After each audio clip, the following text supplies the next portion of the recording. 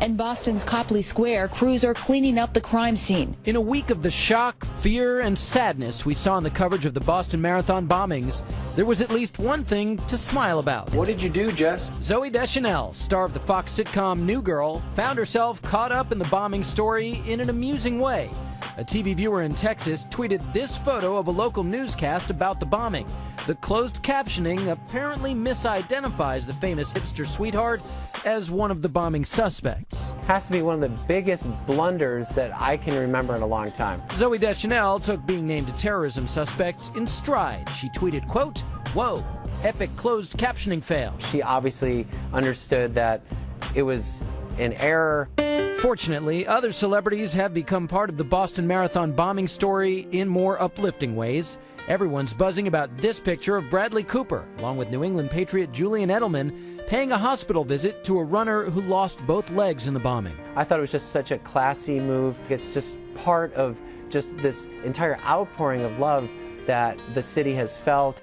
Indeed, stars are finding creative new ways to reach out to Boston. Pretty awesome. Sandra Bullock and Melissa McCarthy shot their upcoming new cop movie, The Heat, in and around Boston last summer.